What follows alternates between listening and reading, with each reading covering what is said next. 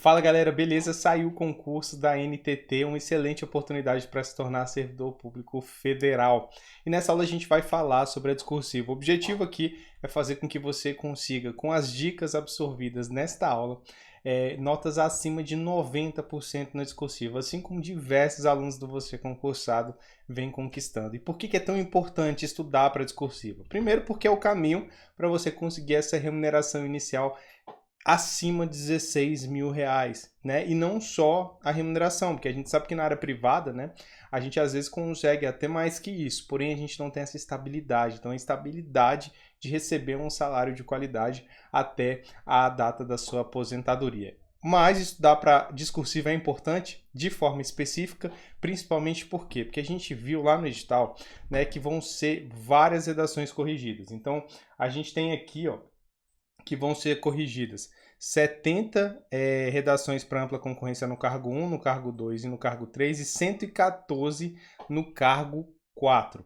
Para PCD, ó, são 8 para os cargos 1, 2 e 3 e 12 para o cargo 4 e 148, né, para pretos e pardos para o cargo 1, 2 e 3 e 240 redações no cargo 4. Então, assim, vão ser muitas redações corrigidas, mas no final não vão ser todos aqueles que tiveram redação corrigida e conseguiram acima do mínimo que vão estar aprovados no concurso, porque a banca ela traz uma limitação, né? E qual é essa limitação? Tá aqui, ó, limite de aprovados no concurso. Olha aqui, ó. Então vão ser aqui 48 aprovados. Então veja que ali vão ter vários candidatos que vão ter redação corrigida, vão, né, conseguir ali tirar mais que o mínimo, então vão ficar aprovados na discursiva, mas não vão ser aprovados no concurso porque não estarão nesse limite de vagas. Mas você, né, que está treinando para a discursiva, que achou esse vídeo, né, então se você achou esse vídeo de alguma forma, você estava procurando saber mais sobre essa discursiva, você vai ter um diferencial, assim como o Pedro teve. O Pedro era aluno do Você Concursado e ele fez o concurso da CGU. Olha que legal, ele mandou assim pra gente: Bruno, tirei um notão na discursiva e saltei da posição 141 para a posição 39, ultrapassando 102 candidatos. Então a discursiva ele tem esse poder, você fica todo mundo muito próximo ali na nota da prova objetiva.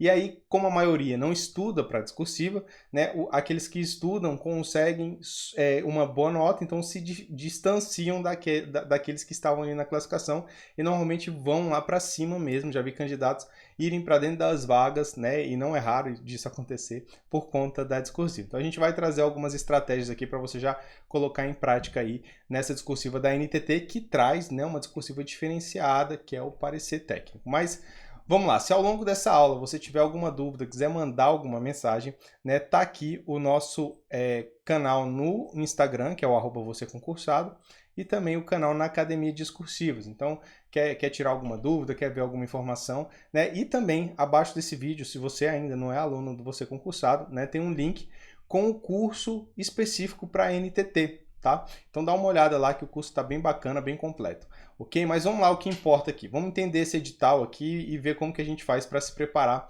para essa discursiva. A gente tem aqui que a nota da primeira fase, né, antes da avaliação de título, ela vai ser a nota da prova objetiva mais a nota da prova discursiva. A prova objetiva vai ser formada por questões de certo e errado, entre uma errada e uma certa, e serão 50 questões de conhecimento básico e 120 questões de conhecimento específico. Então, ao todo, a gente tem que vão ser 170 pontos a prova objetiva. Para ser aprovado, o candidato precisa tirar um mínimo de 10 pontos na prova de conhecimento básico, 36 pontos na prova de conhecimento específico e um mínimo total de 51 pontos na prova total objetiva. Veja que se você somar só o mínimo de conhecimento básico, 10, e o mínimo de conhecimento específico, 36, daria 46.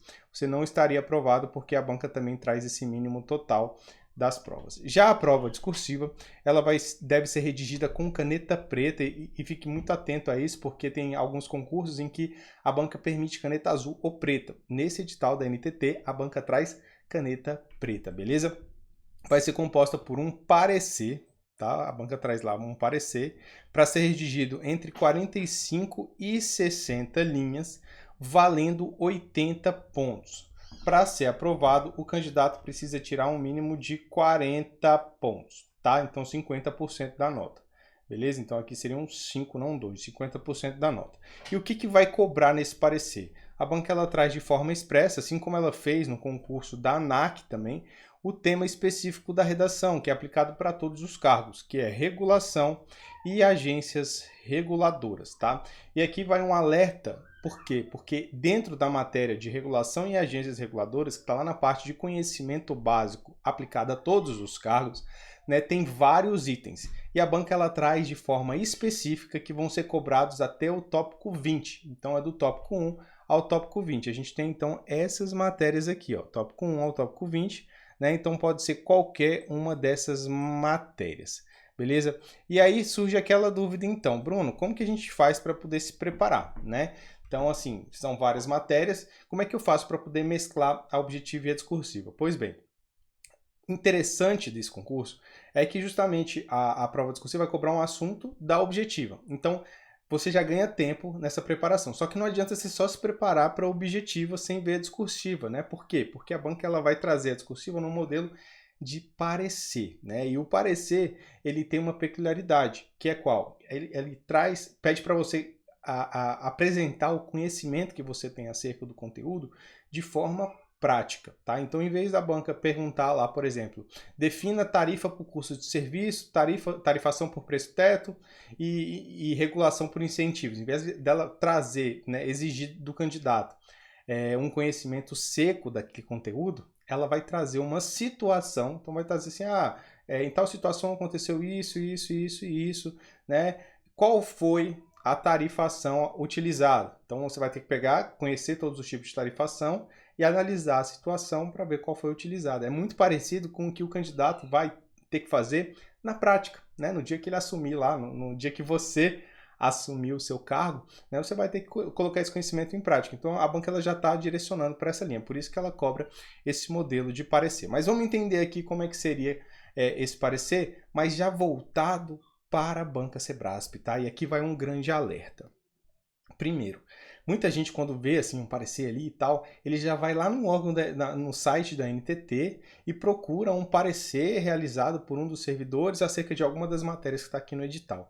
Gente, o parecer que vai ser feito quando você assumir o seu cargo vai ser diferente desse parecer que você vai fazer na prova, tá? Por que eu digo isso? Porque a banca Sebrasp, ela tem critérios de correção próprios. Então ela vai pegar dentro desse critério de correção e te avaliar, né, e ver se você atende a esses critérios. Então, essa redação agora é uma redação para você direcionar para a banca, né? Você tem que fazer bem para a banca. Depois, quando você estiver lá no seu cargo, você vai fazer um parecer para o seu chefe, para a sociedade, enfim.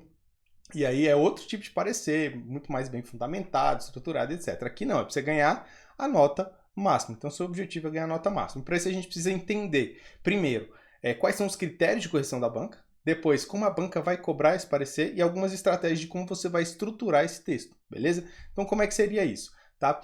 Antes de passar para isso, eu já adianto o seguinte, que lá no curso do Você Concursado, né, no curso que a gente vai fazer para a NTT, quem vai ser o responsável técnico pelas questões, né, quem vai montar esses temas, não é qualquer pessoa, tá? Então vai ter ali o meu auxílio, logicamente, até principalmente ali na observância da técnica, mas quem vai ser o responsável por escolher os temas e montar alguns temas inéditos é o meu Zac Amaro, tá? Só para você ter uma ideia, ele é especialista em regulação, né, da ANTAC, ele tá cedido para a Anatel, então outra agência reguladora, beleza? E já foi aprovado em diversos concursos. E aqui eu vou destacar só as agências, olha, já passou na NTT, na ANS, na Anvisa e na ANAC, né? Fora outros concursos aí de outras áreas de atuação. Então é uma pessoa muito capacitada para poder montar esses temas, até porque a banca ela traz, né, temas voltados justamente para a área. Então vamos entender primeiro como é que é o critério de correção da banca, que é aquele que está lá no seu edital. Então a banca diz o seguinte, ó, que a nota da prova discursiva ela vai ser o somatório da nota de conteúdo menos 16 vezes o número de erro dividido pelo total de linhas, tá? A nota de conteúdo ela é dividida, no caso da banca Sebrasp, em apresentação e estrutura textual e desenvolvimento do tema. O desenvolvimento do tema é a resposta correta aos tópicos, então é o aspecto em que a banca avalia o conteúdo da redação, tá? Para essa prova que vale 80 pontos, a gente acredita que a divisão vai ser o seguinte: 4 pontos para apresentação e estrutura textual e 76 pontos para o desenvolvimento do tema. Então, no total, dá 80 pontos. Então, veja aqui, 95% da sua nota, tá? 95% da sua nota está na parte de desenvolvimento do tema. Ah, Bruno, isso não tá no edital, né? Não tem no edital de forma expressa isso, não tem. Tá? A gente pega essa informação aí com base na experiência que a gente tem de concursos anteriores e na experiência que a gente tem com a banca Sebrasp. Então é praxe, né, em 99% dos concursos essa divisão da pontuação. Então veja, 95% está na resposta aos tópicos, no desenvolvimento do tema, beleza? Grava essa informação aí. Beleza, e a parte de gramática, Bruno? A parte de gramática a gente tem aqui que vai ser 16 vezes o número de erros dividido pelo total de linhas. Vamos exemplificar isso aqui. Imagine que a gente tem aqui o candidato 1, beleza? E aqui a gente tem o candidato 2. O candidato 1 cometeu 15 erros na redação inteira e o candidato 2 também cometeu 15 erros nas duas redações. Só que o candidato 1 escreveu 45 linhas, enquanto o candidato 2 escreveu 60 linhas. Se a gente colocar isso aqui utilizando a fórmula da banca, o candidato 1 vai perder 5,33 pontos de gramática e o candidato 2 vai perder só 4 pontos de gramática. Então a gente tem uma diferença aqui de 1,33 pontos só por ter escrito mais linhas. Então, para a banca Sebrasp, é uma boa estratégia você utilizar o máximo de linhas. Por quê? Porque quando vai calcular o erro gramatical, o impacto de cada um dos erros é menor, né? Então, uma boa estratégia é então buscar escrever as 60 linhas disponibilizadas pela banca. Só que essa estratégia, né, alguns podem até questionar o seguinte: poxa, Bruno, mas se eu escrever mais linhas, eu vou cometer mais erros. É melhor ficar com as 45 ali, que eu não cometo tantos erros e tal. Mas o que acontece? Não é só por conta disso que é interessante você escrever as 60, tá? Além de diminuir o impacto dos erros gramaticais, ao escrever 60 linhas, você naturalmente traz mais conteúdo para a sua redação, certo? Então, na hora de responder ali um tópico, você vai trazer mais informações naquela resposta. Ao trazer mais informações, você aumenta as suas chances de acertar o que está no padrão do examinador. Então, a gente está falando, na verdade, de aumentar a probabilidade de melhorar a sua nota em desenvolvimento do tema. Tá? Então, escrever um máximo de linhas, buscar 60 linhas, não é útil só para gramática, né? Mas principalmente é útil para o desenvolvimento do tema. Então, a estratégia é essa. Logicamente, eu sei que vão ser 60 linhas é muita coisa para você poder fazer, talvez ali na correria da prova você não consiga fazer tudo, beleza, não tem problema.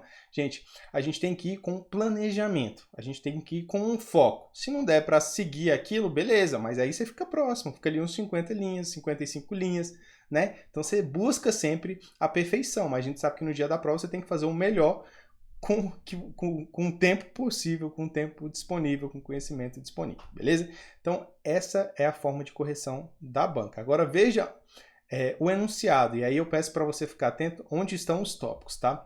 Para poder analisar o enunciado, o que a gente fez aqui? A gente foi lá na biblioteca de discursivas, que é uma ferramenta do Você Concursado, né, em que você consegue pesquisar ali questões discursivas. E aí eu joguei ali Sebrasp 2023, tá? E peguei uma questão que é bem no modelo de um parecer, beleza? Dá uma olhada aqui, ó.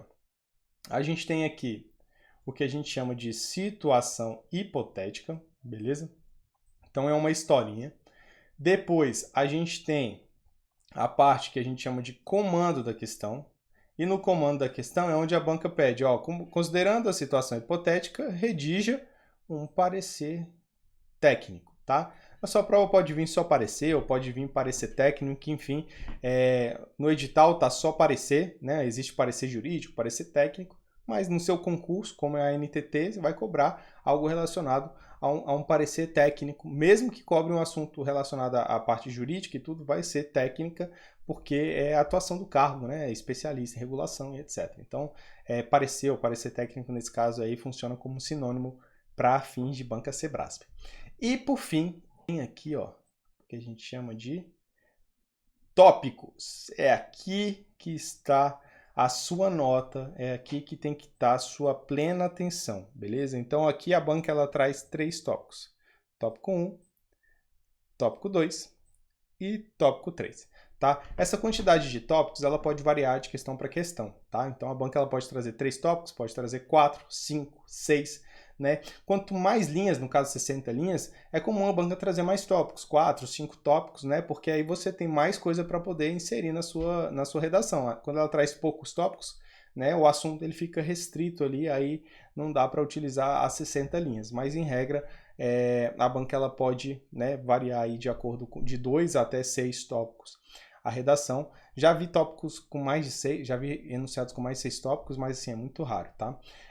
Então vamos lá. Então tem isso aqui. Agora vamos lá. Olha, vamos analisar aqui a lógica para você entender o que seria o parecer, beleza? A gente tem aqui o seguinte, ó, situação hipotética. Na situação hipotética, a banca ela vai contar uma história.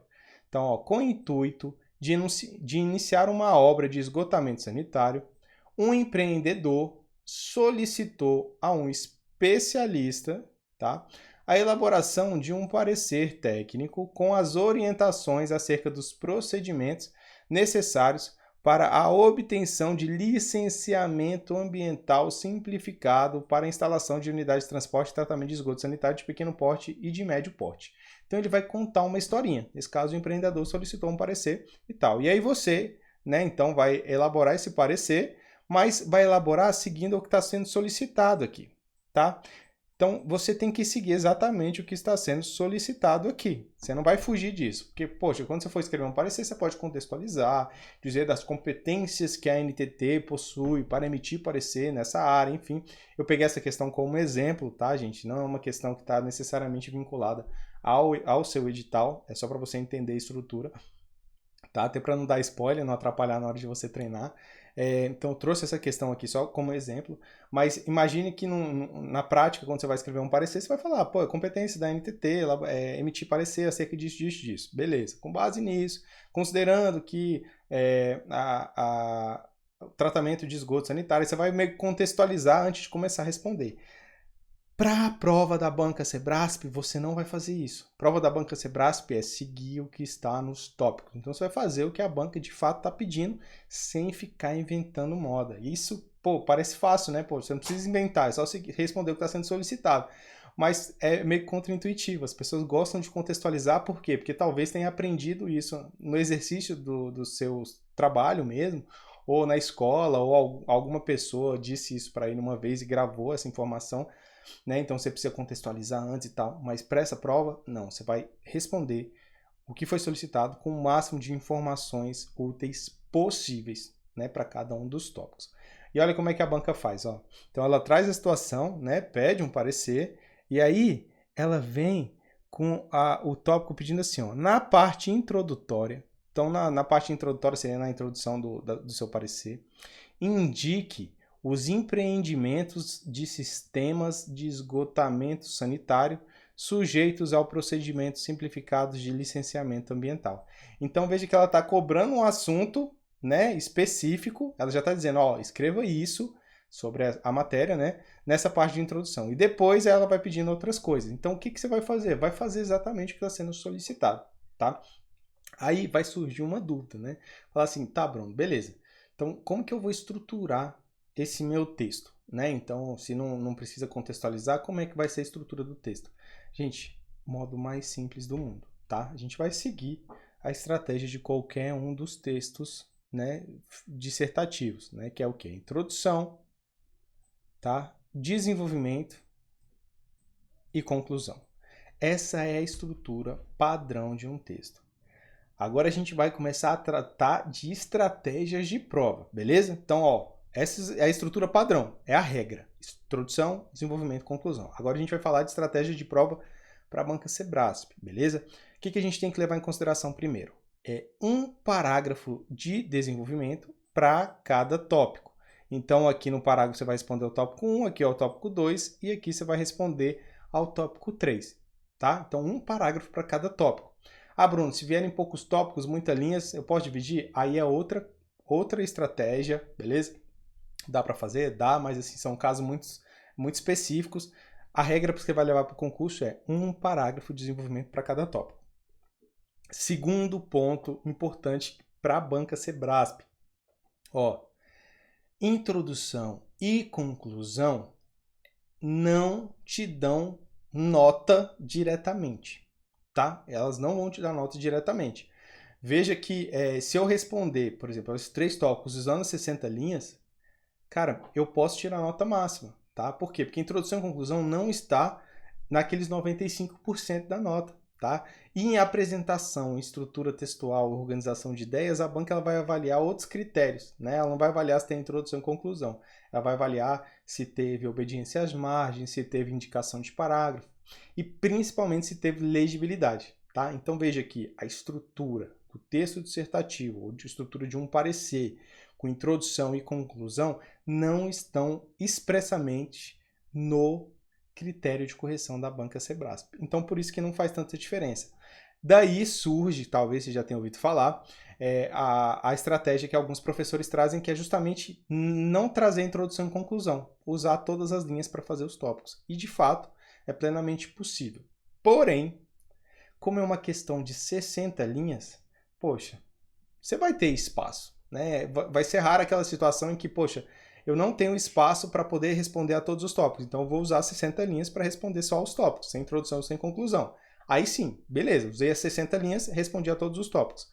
Agora, não faz sentido você escreve 45 linhas e deixa lá 15 linhas em branco, né? Poderiam estar sendo melhores utilizadas e não faz introdução e conclusão, entendeu? Então, assim, nesses casos, dá para fazer uma introdução e dá para fazer uma conclusão. Eu vou trazer um exemplo aqui de introdução e conclusão para você ver que não é um bicho de 7 cabeças, que você não vai perder muito tempo com ele, tá? Que é como? Deixa eu botar aqui na tela para você, para ficar melhor para ver. A estrutura de um parágrafo de introdução tradicional é essa aqui, tá? Como que é essa estrutura? Você vai começar com trata-se de parecer, aí você vai contar a partir daqui, ó, tá? Você vai fazer um resumo, tá? Um resumo da situação hipotética. Então, trata-se de parecer solicitado por um empreendedor acerca de regras para a instalação de unidades de transporte e tratamento de esgoto sanitário de pequeno porte e de médio porte. Isso aqui é um resumo. Aí eu venho agora com o objetivo. Então, neste documento, objetiva-se. Aí eu vou trazer o objetivo do documento, o objetivo do parecer, tá? Que é o quê? Passar orientações acerca dos procedimentos para obtenção de licenciamento ambiental simplificado, qual é necessário para iniciar uma obra. Então, gente, eu peguei as informações que estavam na situação hipotética e organizei. Se você for analisar, todas as informações estavam lá no enunciado. Eu só organizei dividindo em resumo e objetivo. Por que eu trago o objetivo? Porque o objetivo é o coração do seu texto. Para que serve aquele documento que você está escrevendo? Para que serve o parecer? O parecer, no caso, ele serve para emitir uma opinião, mas uma opinião sobre o quê? Né? Qual o objetivo? E isso você extrai do enunciado. Tá? Só que o que acontece? Quando você faz um parágrafo de introdução com essa estrutura, às vezes você acaba ocupando muitas linhas. E isso vai prejudicar a resposta aos tópicos. Então, nessas situações, você pode fazer, né, no caso da banca Sebrasp, um parágrafo um pouco menor. Seria mais ou menos assim, ó. Trata-se de parecer técnico com o objetivo de passar orientações ao empreendedor acerca dos procedimentos necessários para a obtenção de licenciamento ambiental simplificado. Então, eu trago só o objetivo, tá? Que na nossa técnica a gente vai apurar isso aí ao longo do curso, é o que a gente chama de tese, tá? Então, só traz essa tese aí, só as informações essenciais. Assim você traz a introdução em si, então você deixa o texto organizado, né? Conforme a regra, enfim, mas utiliza menos linhas. Aí sobra mais linhas para você desenvolver a resposta a cada um dos tópicos. Aí chegando lá no final, na conclusão, fica fácil. O que a conclusão vai fazer? A conclusão, em regra, ela vai reforçar o seu tópico, deixando clara a sua opinião. Nessa questão, fica até difícil da gente trazer um pouco da opinião, porque ele não pede expressamente opinião, ele pede orientações, né? Mas a gente consegue, mesmo assim, montar um parágrafo utilizando a estrutura. Ó. Dá uma olhada nesse parágrafo de conclusão que eu montei aqui, só para a gente usar como exemplo. Ó. Então, a conclusão seria, ó, desse modo, um elemento conclusivo, opina-se, tá? E eu gosto de usar esse opina-se aqui, você pode usar também no dia da sua prova, se você for fazer um parágrafo de conclusão, porque a natureza do parecer, e é isso que difere o parecer de outros documentos, como um texto dissertativo, argumentativo, expositivo, é justamente a necessidade de emitir uma opinião, tá? Então, no caso do parecer técnico, de emitir uma opinião técnica, tá? E aí eu vou emitir essa opinião, por isso que eu uso opina-se, tá? Desse modo, opina-se pela necessidade de observância de todas as orientações descritas, a fim de que o licenciamento ambiental simplificado seja emitido, tá? Então eu trago aqui meio que uma conclusão, né, com essa opinião expressa ao final, para poder fechar o meu texto. Lembrando que, se tiver vários tópicos, 4, 5, talvez 6 tópicos do seu enunciado, você pode deixar de fazer uma introdução, pode deixar de fazer uma conclusão. Mas, como eu mostrei para você aí, não é um bicho de 7 cabeças. Agora, qual é a estratégia para você poder chegar bem preparado nessa prova? É justamente saber aplicar a técnica de discursiva, tá? Então, aqui a gente traz aqui 2 passos. Primeiro, aprender a técnica discursiva, e aí a gente vê a fundo a introdução e conclusão, mas principalmente o parágrafo de desenvolvimento, tá? Tem que estar afiado na estrutura do parágrafo de desenvolvimento. E no nosso treinamento, a gente vai trazer ali modelos de parágrafo de desenvolvimento que podem ser utilizados, né? A estrutura de modelo. A gente vai trazer uma técnica de chute que é importantíssimo para a banca Sebrasp. Por quê? Porque tem alguns tópicos que às vezes você, poxa, estudei essa matéria, mas não lembro de forma tão específica. E aí, eu vou deixar em branco? Se eu deixar em branco, eu ganho 0. Não, então eu vou usar uma técnica para poder chutar e tentar conseguir alguma pontuação. Pode ser que você não consiga? Pode.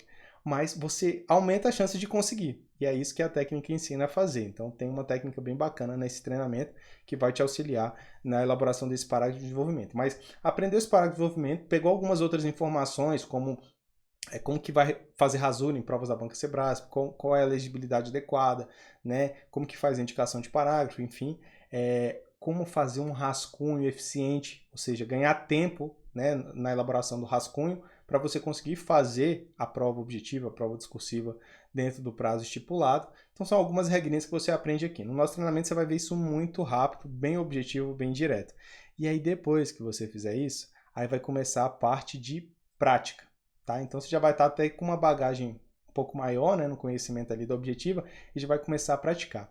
E a gente indica no mínimo 3 discursivas até o dia da prova. Só que não é só fazer as 3 discursivas e botar na gaveta. Não. São 3 discursivas com correção, tá? Então você faz a discursiva, manda para alguém corrigir, e essa pessoa ela tem que corrigir com base nos critérios da banca Sebrasp, que é o que vai avaliar você, né? E essa pessoa vai te dar um feedback do que está errado, do que pode melhorar, né? Do que você fez de correto, mas o que você fez de errado. E aí, a partir desse feedback, aí você faz a segunda discursiva. E aí, nessa segunda discursiva, você já coloca em prática essas melhorias que foram sugeridas pela correção anterior. Aí segue o mesmo processo. Então, você manda para a correção, recebe esse feedback e aí você faz uma terceira redação. Então, veja que você vai para a prova já com 3 feedbacks. E se você conseguir aplicar aqueles pontos de melhoria, sua redação já vai estar muito melhor. Logicamente, quanto mais discursivas você fizer até o dia do seu concurso, melhor. Por que eu digo isso? Porque além de você praticar mais a discursiva, então a mão é um músculo, né? Então se você escreve bastante, vai ficando mais ágil na hora de escrever, a sua letra vai ficando melhor e principalmente você vai ver mais temas, né? Então pode ser que você veja um tema ali que vai cair no dia do seu concurso, então fica muito mais fácil para você poder responder lá na hora, né? E se não cair na sua discursiva, pode cair na sua prova de conhecimento básico, então te ajuda do mesmo jeito. Então quanto mais discursivo você fizer até o dia da prova, melhor. Foi por isso que a gente preparou aqui o nosso treinamento, né, os cursos de discursivas para a NTT, da seguinte forma. Então a gente tem aqui a técnica discursiva sucinta e objetiva, igual essa aula aqui, bem direta, tá trazendo informações úteis para você. Tem os temas para poder praticar dentro do edital, elaborados e selecionados, né, pelo professor Eusaki Amaro, que passou em vários concursos aí de agência. Tá? A gente vai ter correções individualizadas para te dar aquele feedback, utilizando logicamente o espelho da banca Sebrasp, e propostas de resolução dos temas disponibilizados para você poder praticar. E essa parte aqui que eu acho bacana. Por quê? Porque todas essas propostas de resolução, elas utilizam a técnica que a gente ensina no curso. Então você vai ter vários modelos de parágrafo de desenvolvimento, vários modelos de introdução, de conclusão, utilizando a técnica na parte teórica, assim. Então você vai conseguir visualizar e talvez ali aplicar alguma dessas técnicas lá na sua redação para ir melhorando até chegar ao dia do concurso. Se você não é aluno, né? Esse curso está disponível aí a um preço acessível, vale a pena dar lá uma olhada, porque como a gente viu, mais de 16 mil reais, estabilidade, enfim, vale muito a pena se preparar para esse concurso, ok? Qualquer dúvida pode mandar mensagem lá no meu Instagram ou no Instagram do Você Concursado ou no nosso canal, na Academia Discursivas lá no Telegram. Um forte abraço e bons estudos!